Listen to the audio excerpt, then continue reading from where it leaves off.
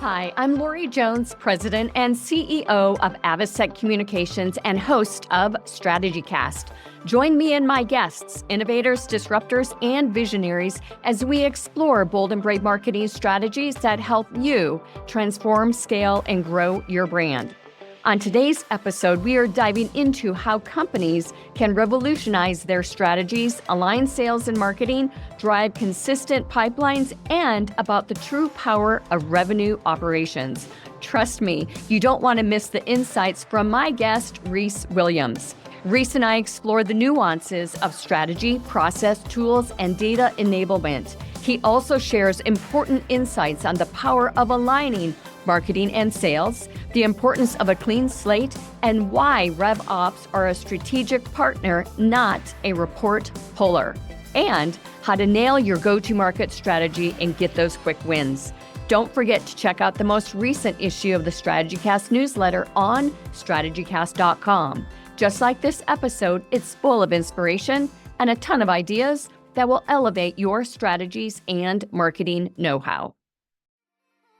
A competitive edge starts with strategy, and strategy starts with knowing how to develop one. StrategyCast is a leading marketing podcast that serves up strategic insights, trends, and tips to help separate your business from the pack. Tune in weekly as host Lori Jones interviews bold marketing leaders who have priceless wisdom and are willing to share. Each episode explores cutting-edge approaches that have proven instrumental in transforming brands into industry trailblazers.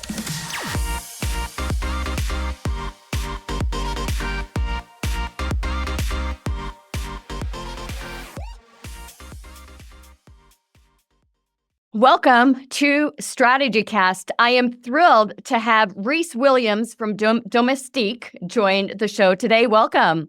Thank you so much. I'm very excited for the conversation today. Well, I am too. This is such a cool, we've never talked about RevOps on the show today. And there's so much that helps companies grow. We talk a lot about marketing, and I thought it would be so interesting to have you on the show today, Rhys, to really understand the nature in which RevOps can help sales, customer insights, customer service, customer acquisition, and marketing really talk better together. Before we get there, tell me a little bit about your journey and, of course, Domestique. Yes, I always find it interesting when people talk a little bit about their journey. Whenever we're doing interviews, we ask for inflection points, right? Like different points in your life where you had to make a big decision. So, personal note: grew up here in Colorado. It makes me a native. Had to move away to figure out how cool this place was, but came back here for grad school and then graduated in 2010. And the only reason why that's important is it was the financial crisis, and so the economy was a dumpster fire. And landed a job in sales ops for a venture-backed tech company, not because I wanted either, but just because I needed a job to pay back my grad school loans. Realized I like both. Spent the next 10 plus years in various ops roles for various venture-backed tech companies. And then the last company I was at, I was leading RevOps. When I got asked to do it at the time, I was like, what is RevOps? Was very fortunate to have a bunch of talented mentors, things like that, and I was able to build a framework. And I know we're going to talk a little bit about the framework here shortly. That company got acquired, and at that time, Buddy and I decided to start Domestique, which is a revenue operations consulting company on the side, just for a little vacation money side hustle. And then I know it kept growing, and so we had to jump all in, and now we're entrepreneurs just like yourself. So I love that. That's really cool. It's I think one of the you talk about inflection points. There's so many inflection points with individual entrepreneurs or companies that might be middle stage or even later stage. It does not matter. That inflection point is typically a real pain point. huge. And defining those pain points and really backtracking to revenue operations instead of pointing the finger at sales, at marketing, is really the best approach. Let's define for our audience today truly what RevOps is. Great. What's interesting is we get asked this question a lot, and this is actually where I think most organizations, whether it's companies hiring RevOps, individuals in RevOps, other RevOps agencies, actually get it wrong. So when we at Domestique think about revenue operations, It's across the entire customer journey. So truly product, marketing, BDR, sales, PS, CS, support, all in alignment with finance. And we think there's 5 work streams across that customer journey, and the order is very important. So the first is what we call planning or strategy. This is your go-to-market strategy. Everything from who's your ICP, are you an account-based marketing shop? This has to be documented. If your go-to-market strategy is not documented, it does not exist. How Yeah, often, let's just stay there for a minute. How often do you find when you go in to either build or retool yeah. a RevOps system that the go-to-market strategy is incorrect? There's no way it's going to succeed. What's interesting is like, I'll take that from 2 approaches. Like oftentimes, more times than not, we actually find it's not documented. You'll be talking to an executive like, oh yeah, we've got it. Okay, let's see it. And they're like, oh, well, I don't really have it written down on the side. The reason why it's so important that it has to be documented is because that 22-year-old BDR or the 27-year-old sales rep, if they can't regurgitate what this is back to you, that's part of the reason why like it needs to be documented so that everybody understands what it is. Right. So that's kind of like thing one. When you talk about like incorrect, I see it less as binary of like, oh, this is right or wrong. And it's more kind of on the spectrum of like, oh, hey, as we're taking a look at this type of stuff, there may be elements that we want to kind of tweak. Your ICP is a little fuzzy. And when we actually do an ICP v2 analysis, instead of targeting this over here, we're going to tweak it over here, right? Or, hey, we haven't taken in ABM or like, so I guess it's oftentimes more tweaks rather than like full on, wholesale like changes in their go-to-market strategy. I guess is a good thing. How often do you find that, and I talk a lot about this on this show because it's a pet peeve of mine. Here you go, audience, you're going to hear it again. How often do you find that the business strategy is not going to support a RevOps strategy? Well, that's very interesting because what's interesting is I would actually flip it the other way of like, assuming you have your business or go-to-market strategy documented and it is generally correct, then does the RevOps strategy support that, right? Because the RevOps, when we kind of talk about its highest level, is the connective tissue across the organization. And it should be kind of like working to kind of take that strategy and drive it down through everything else within the inside of the organization, right? So, as we're continuing to kind of define it, right? Outside of strategy, the next thing is process, right? The process is your like day-to-day things of how one individual or your 20th individual on a team, they're all running the same process, right? If BDR gets on a first phone call, what are the questions they're asking? Are those questions tied to a sales methodology like a BANT, MEDPIC, SPICE? How are they documenting that in your CRM? You want it consistent across the entire team.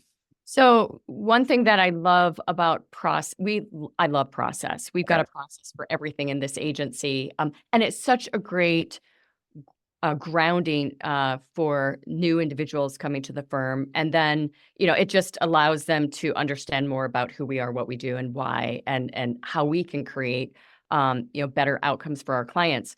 But a lot of earlier stage companies don't have processes implemented as well. And one of the companies that's doing very, very well right now with RevOps is Uber and how they implemented surge pricing. And that's definitely a later stage company. Do you see a difference in early stage, middle stage, or late stage processes? I love this question. So thank you so much for asking. So what's actually really interesting, we've been actually doing a lot of work on this internally, is I generally believe that company maturity has no correlation to RevOps maturity, meaning you can be a very early stage company and have a very advanced or mature RevOps, or you can be a very kind of quote unquote later stage company and have a very immature RevOps. We're working with several $100 million organizations who who we would classify as in the earlier stages of their RevOps journey and vice versa. So I don't necessarily think it's related to company size. And oftentimes you get a lot of these companies like an Uber who've had such explosive growth that they haven't had the time to invest in RevOps to build that kind of like RevOps infrastructure. I love this too, because we're a boutique agency, 12 full-time people, 20 contractors that work with us, and we've got incredible process that we deploy. You do as well. What are some of the key components of the process, like if there's some pillars within it that people really need to be paying attention to? Yeah, it's a really good question. So this kind of gets back again to this RevOps framework that we think about. So it's like, if you've got your strategy document, then inside of it, you sit down and say, all right, what are the most important kind of processes that you need to start with? You can build a process for everything. And so it's more a function of like, what are the highest priority? And oftentimes what we see is typically in the handoffs where we see very important processes. Because again, this is where RevOps can become that connective tissue. So the handoff between a BDR and a sales team, or a sales and a CS team, or hey, or CS into support, or CS back into sales for expansion and stuff like that. Those handoff between departments, that's oftentimes where we see things fall down. And organizations if you're thinking about kind of like at the high level goal is trying to optimize your customer journey, that's oftentimes where you're seeing pain points in that customer journey. Well, and point number 3 here is the need for tools, which I'm sure really helps those potential gaps in communication in between the different departments. It can help, but it can also hurt. So like in the strategy, right? Cross customer journey strategy process, the next work stream is what we call tooling. And this is intentionally third. This is not just the CRM, but it's the entire tech stack that touches the customer journey. And it should be set up based upon strategy and process. It shouldn't dictate strategy or process. We see a lot of organizations where we come in, it's like, oh yeah, this is our process because this is how Salesforce is set up, or this is what we, and it's like, no, like, what's your strategy? What are the processes you're trying to do? Now let's optimize the tech stack. And it's the interesting point you bring up, Laura, because like one of those kind of like qualitative like things, that if your tech stack is working well, is if the team is essentially like, you're not hearing a lot of like pain points from the team in like how information is flowing from one team to the next, right? Sales to CS. People are like, oh, I'm not getting this information of why the customer signed to begin with. Like, if you're not hearing those types of things, your tech stack is probably set up reasonably well. This is such a bone of contention for so many individuals and brands out there, because implementing these programs, the tech stack in general completely sucks. I have ever had a client have a good implementation with a CRM system, ever. Not once. So, and we're not managing them, by the way, but not once. So the reason, if I'm a betting man, I would be willing to bet my salary on this, is the vast majority of tech implementers don't start with strategy and process. They immediately start building to build sake. Like whenever we come in and start working with a client, if it's a tech implementation, the first several meetings have nothing to do with the tech. It's all about what's the strategy, let's build out process. Half the time we're building out together life cycle stages, stage advancement criteria, what's your forecast, like all these things. If you don't understand them, you can't build inside of the tech. The other kind of like just like best practices for building the tech is like simplicity drives execution. We see so many people are trying to overcomplicate things, and like at the end of the day, the end user's got to be able to use this. So like simplicity will drive execution. So like, building out of the box, keeping it simple, all that type of good stuff. Yeah. The fact that there is an entire industry of people implementing tech for other, for brands says a lot about the lack of simplicity and strategy and process that you just talked about. So that is definitely a key point for y'all to be taken in. And of course, all of those tools and the tech stack leads to the data, which is really the secret sauce of how we're going to go to market and create that enablement successfully. Yeah, so this is the fourth work stream in our RevOps framework. So strategy, process, tools, data. Data comes out of your tech stack. 3 things about data. 1, only measure what you can make a decision around. we see lots of companies like, oh, we've got 500,000 dashboards. Aren't we data driven? It's like, no, like you can't do anything with 500,000 dashboards. So why do you have that? Two, data has to fly at the right altitude. So if you have an executive conversation, more 60,000 feet. If it's a conversation with another operator, maybe more 6,000 feet. Three, data has to be presented in such a way where the end consumer of the data, CEO, sales rep, CSM, actually understands what the data is trying to say without RevOps having to explain it to them and can then go make a decision around it.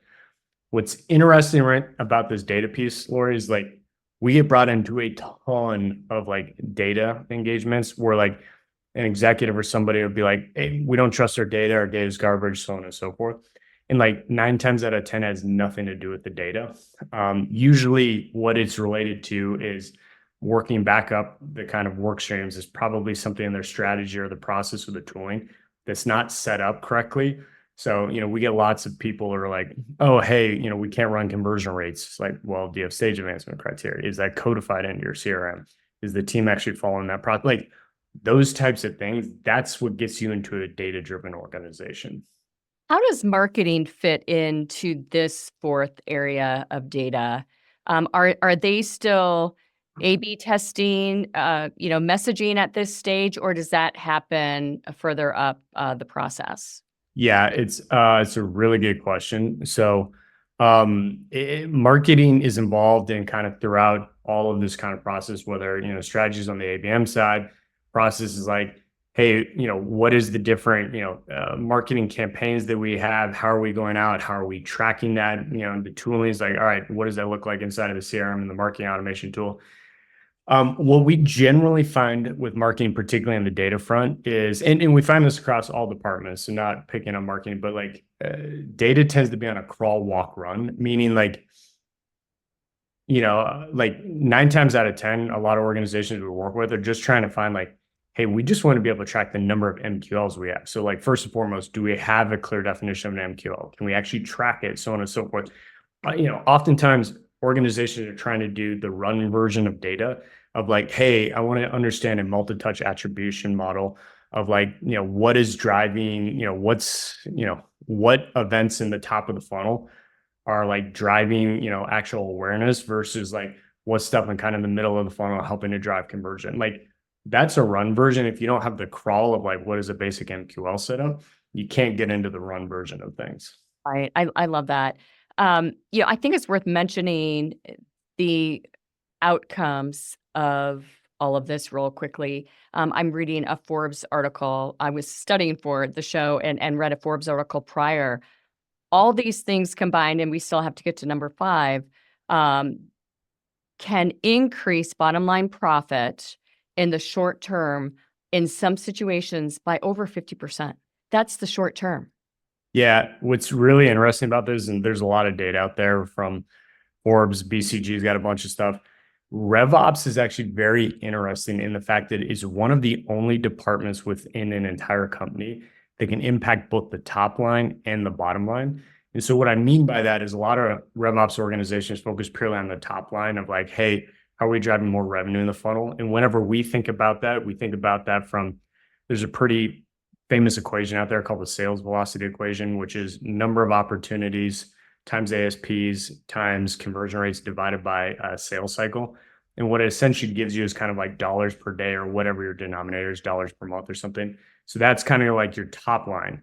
But RevOps also has the ability to affect your bottom line because when done well, RevOps can be helping you to understand things like, oh, hey, what are the marketing investments we're making? How do we optimize those marketing investments? When should we be hiring? How do those hirings need to be stacked and layered? What about our tech investments? Where do we need to be optimized? So they can affect the bottom line as well. Before we get to enablement, I've got to ask this because you just mentioned the teams again. And I think, who is the best finance leader for implementing this kind of program? In our day, we've talked about a lot of bean counters. Oh yeah. That really can destroy marketing. They just do. They don't believe in it. Yep. Who's the perfect fit to lead a program like this? This is one of my favorite questions I get asked. So whenever we are personally hiring, like the best RevOps leaders I've ever met have one trait in common. It has nothing to do with technical ability. It has everything to do with the ability to lead through influence. And what do I mean by that? It's the fact that most RevOps organizations don't have other departments rolling up to them, right? It's not like, oh, hey, sales rolling up or marketing's rolling up. So RevOps has to be able to get different organizations who are not rolling up to them to be able to get on the same page, right? Hey, we're going to roll out this process change. I need you, Mr. and Mrs. Marketing team, to be able to do that. The reason we're doing this is in the best interest for the organization, and here's the impact it's going to have on you. Oh, hey, Mr. and Mrs. Customer Success team, we need you to do A, B, and C here. This is going to have a positive impact on net effective retention rate, and this is going to be the impact on everybody's daily lives. Like being able to get teams to go through change management, which no one likes doing, Right. and to be able to like see the kind of bigger picture, that's what makes the best RevOps leaders. And then you want to add in like the thing that makes it the most complicated is most RevOps organizations, there's not a clear place it sits within an organization. So like sometimes it'll be under a CRO, sometimes it'll be under a COO, sometimes it'll be under a CFO. And so like you're having to do this from different locations of being able to lead through influence. Right. I love that. The fifth component of the process here is enablement. Yeah. So RevOps framework, strategy, process, tools, data enablement. Data highlights the hotspots in your customer journey, and you point enablement at it. So we think of enablement in three buckets. One is skills. How do you have an executive conversation? How do you multi-thread? How do you use a sales methodology like a command the message? Two is tooling. How do you use the tech stack to be more efficient, not less? And then three is what we call competition. How do you position yourself within an industry? Battle cards, pricing, objection handling, so on and so forth. A lot of organizations forget enablement or don't include enablement under RevOps or only make it sales enablement. This truly should be revenue enablement. And because this is what allows you to help address a number of those hotspots that you're calling out. Yeah, I love that. Of all 5 stages here, where do you see the most consternation among among team members getting it implemented? Is a phenomenal question. We typically get brought in to different engagements because it's a data problem or a tooling problem.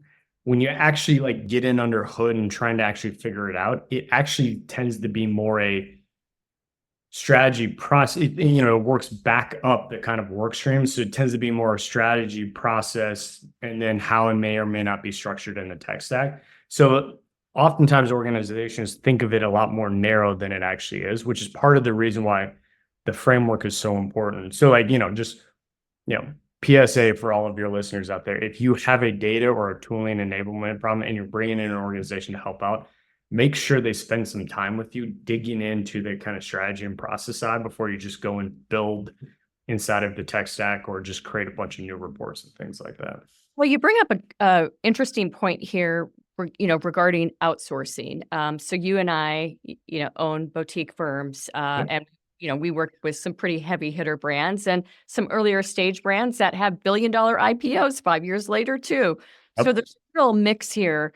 How often do you see a RevOps team understanding that outsourcing these sort of, resources is going to help maybe a little bit more quickly versus doing it themselves, or at least starting it on their own internally? It's a great question. So you can get to the same place with both. The benefit. So if you are a company that's call it a couple million to like, 100 million in ARR, there is a benefit to outsourcing a component, whether it's all or some of your RevOps. And the reason being is oftentimes, we work with a lot of companies in a fractional nature. And whenever we work with them in a fractional nature, one of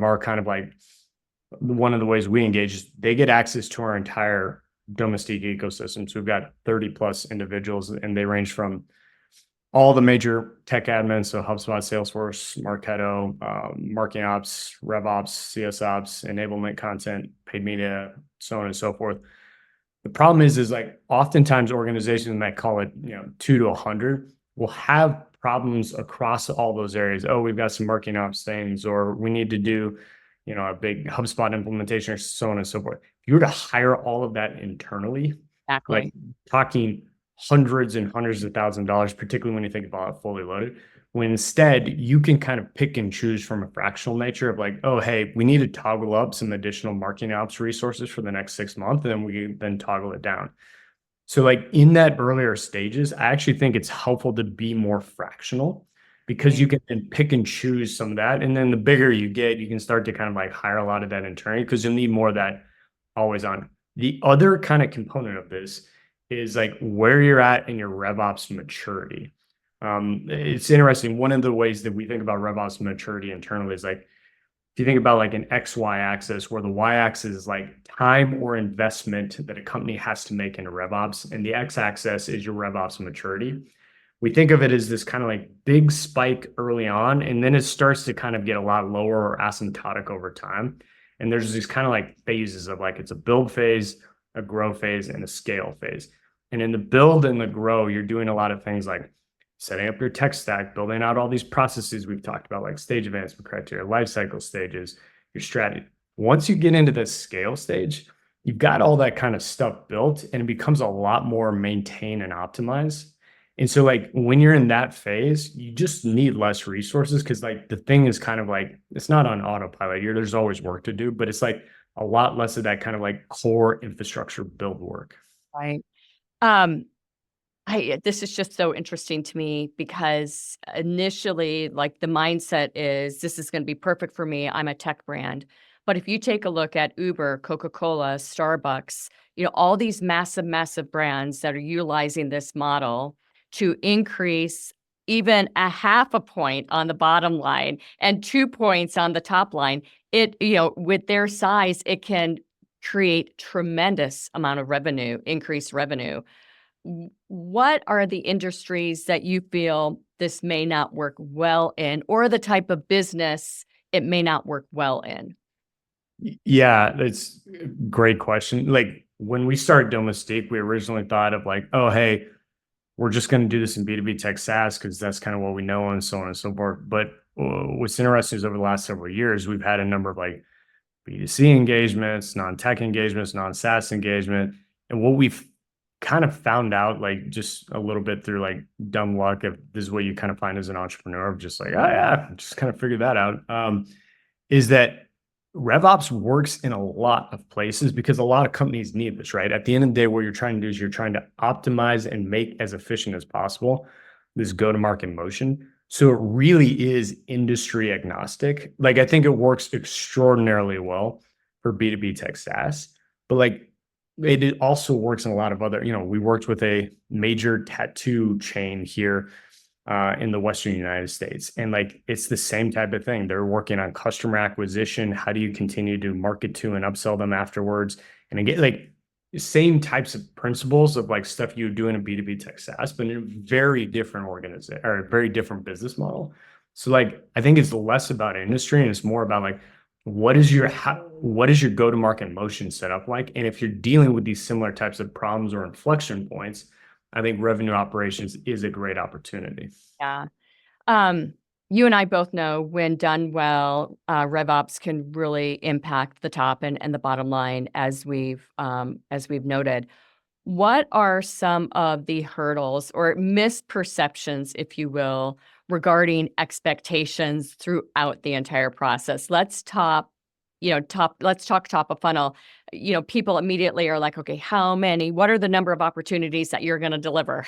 Yeah, I love this question. We screwed this up so early on in our process as entrepreneurs. Just like communication expectation setting is so important. So it's interesting. So a couple of like comments I'll make there. Like first, it's really important to make sure that both organizations are aligned, whether it's the agency like ourselves and your customer, about what is RevOps and what are you doing. Like oftentimes as this started is like, people think, oh, this is just a tech engagement. It's like, no, we're talking a lot about strategy and process before we get into tech. So make sure everybody's aligned there. Second, RevOps oftentimes is moving this kind of big ship, which is good and bad, right? It's good because like you're going to fundamentally change the direction of the ship. It's bad because like there may or may not be these like tomorrow overnight wins. So oftentimes, yeah, go ahead, Lori. Well, I love the ship analogy because ships move really slow. So what is the typical time goal that we're always going to have some quick wins with low hanging fruit. But what is a real well-implemented RevOps program? How long does it, number one, take to implement? And number two, when can you really start seeing some of the success? Yes, great question. So it's not binary, meaning it's not like, hey, there's nothing today and it's this period of time in the future. Like oftentimes there's this iterative stuff along the way of like, oh, hey, we got our MQLs defined. And because we can now track those MQLs, we know more are coming from this place. And so we can invest more in here. And we've got that figured out in the first month, right? Like you can start to deliver those types of wins and these small wins. But like, as you think about, like I talked about this kind of RevOps maturity, the build, grow, scale. Oftentimes what we see is organizations, like if you're trying to get to that scale place, to get through build and grow takes typically somewhere in the neighborhood of 6 to 18 months, depending on where you're starting in that journey. And it's not saying, hey, oh my God, these agencies are trying to go sell us on an 18-month journey. It's like, no, there's a lot of small wins along the way. And then you'll start to see this impact depending on your sales cycles, right? Sales cycles are very important of like, if you have a 30-day sales cycle or, a 9-month sales cycle, it's very different on kind of like how things flow through the funnel. But you can typically start to see particularly some, like the analogy I just made around MQLs and like where you're seeing them, like within a month or two. Now to see the true impact on the top of the funnel, is probably at least a couple of quarters, again, depending on sales cycles and stuff. Well, like that. And it depends on the maturity of the business too. If you are, launching and you've just had a big tranche, and your brand is not known, it can take 3 to 5 years to build the brand in the market, which is why Rev Operations implementing it early on is so vital to the long-term success of the organization. Like our favorite organizations to work with are the earlier ones because like you're starting with a clean sheet of paper and it's not like having to come in and like untangle the fishing line of like, oh my God, what is this? And so on and so forth. So yes, I highly recommend any early stage companies who are listening to this. Like this isn't go make a massive investment in RevOps, but start thinking about those things of strategy, process, tools, data enablement today. Because the more you think about it today, it's going to vastly impact your ability to grow over time. Yeah.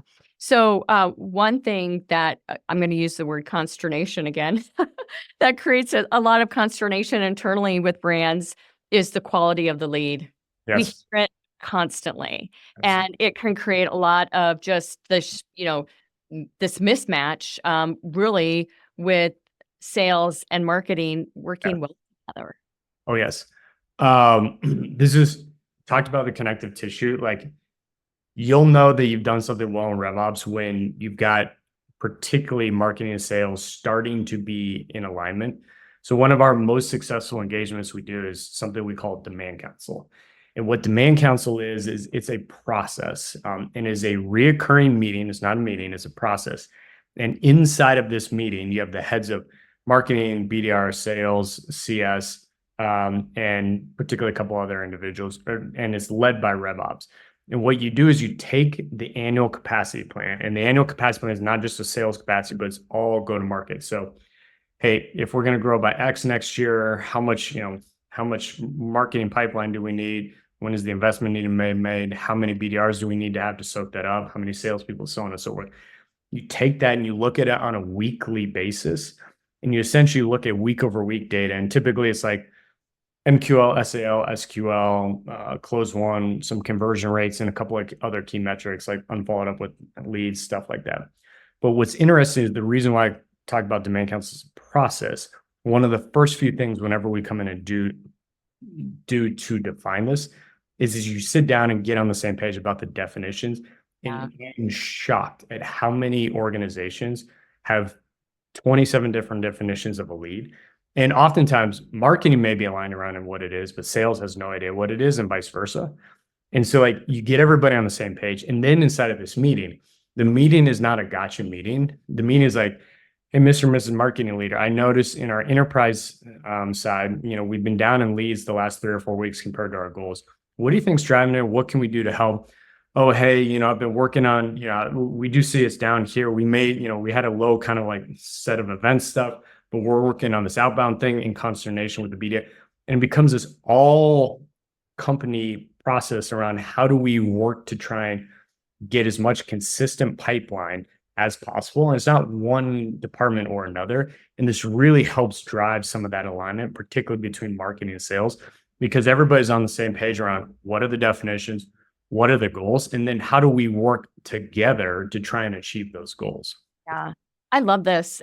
It's such an inspiring conversation because there's so many Band-Aids that companies, put on issues that they have, not really realizing that it starts with rev operations, and it's not a sales issue. It's not a marketing issue.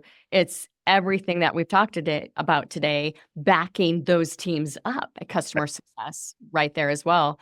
What are some of the barriers to entry or questions that you repeatedly get from potential customers in deciding to really dive into RevOps? Yeah. So the first one, the biggest one by far and away is like making sure everybody's on the same page about what is RevOps. The second thing, and you were alluding to this earlier, is kind of like, what am I going to see and how quickly am I going to see? Like, what are the results from this engagement of, organizations, particularly like hyper executives are like, oh, hey, yeah, what are we going to see in the next 2 weeks if we do this engagement from RevOps? And so making sure it's like, hey, we're going to deliver A, B, C, and D over the next several weeks. Oh, by the way, you're going to see this output start to show up in your funnel a quarter from now as things start to flow through. So getting on the same page. I think the third thing that we see on a semi-frequent basis is a lot of organizations are starting to get smart to RevOps in terms of like aware of it, wanting to hire for it. It's one of the most popular jobs on LinkedIn right now. Oftentimes, again, even companies hiring aren't necessarily understand RevOps, so they may be hiring essentially a tech admin or what used to be sales ops, and they're just calling it RevOps. That's something we see. And so like oftentimes they'll be like, oh, hey, but we have this individual internally. It's like, yes, that individual is very good at, A and B, but, this is where you need help is in C, D, E, and F, is understanding that entire ecosystem of RevOps. So yeah, I think organizations trying to understand is like, they're still trying to kind of figure out, if I make these RevOps investments, where and how do I start to see some of the impact and what is that going to look like? You feel that there's like a mindset maturity of the person making the decision to hire based on like that instant gratification, like I need something to happen in 2 to 3 weeks versus someone who can really see the long-term investment for the larger impact regarding outcomes? 100%. So I definitely think that is one of the barriers of like, hey, look, we want somebody here who's always on. And I could just immediately send a Slack to at 7 p.m. on a Friday night saying, hey, I need 3 more Salesforce reports, right? Yeah. The other thing that we see is trying to get organizations aligned to kind of like what is this new proactive RevOps. Like when RevOps is done well, it is a strategic partner. And so like, this isn't just become hey, I'm going to pull a bunch of Salesforce reports. So oftentimes it's helping to train particularly, and I'm not trying to say sales leaders or things like that, but oftentimes RevOps has fallen under or sales ops has fallen under a sales or a revenue leader. And they're used to having an individual who like, oh yeah, just pull this report, so on and so forth. Instead of somebody's going to push back, he's like, well, hang on a second. Why don't we need that report? We have this single set of reports here, here, and here. Sounds to me like what you're trying to understand is this. This analysis kind of does that. I also don't necessarily think we should do anything here. And this is where I think we should start to think about making, like, that is a very different relationship than just let me pull a bunch of reports to you. However, having somebody internally can just pull reports for a sales leader or a revenue leader, that's like the blankie or the binky, right?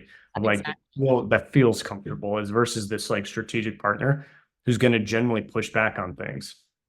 Okay, so our listeners, as you know, a wide range of marketers and early, middle stage leaders are listening. Some later stage enterprise companies do as well. What final advice do you have for our listeners today regarding RevOps?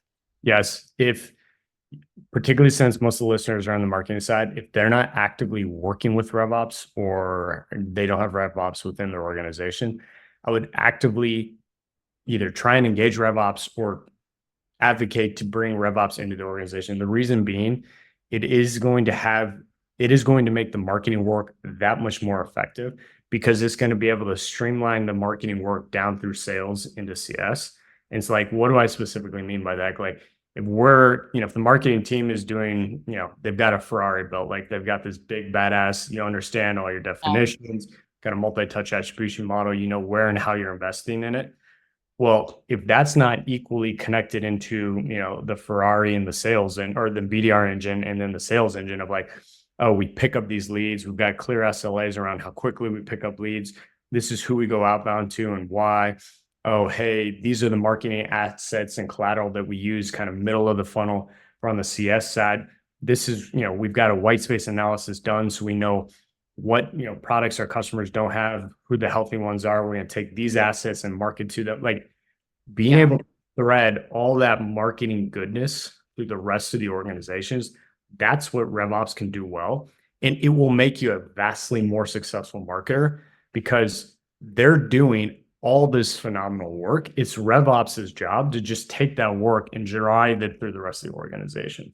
Well, I tell you, thank you for that, because I think marketing gets kind of pushed aside sometimes with the impact that they could truly have on revenue. So I very much appreciate that, Rhys. What is the best way for our audience to get in contact with you? Yes. So our website is domestique.info, domestiquue.info. Or you can just reach out to me directly. It's Rhys, RHYS, Welsh spelling, at domestique.info. And I'm more than happy to, one of the big things we're big believers in here at Domestique is paying things forward. You want to set up a 30-minute like sounding board session of just like, hey, I have this problem. You want to jump on a call and just, chat back and forth. We're always happy to do that. I love that, Rhys. Thank you so much. And if you guys want to get a hold of me, you can go ahead and email me, Lori, Lori, much easier spelling than Rhys, by the way, at StrategyCast.com.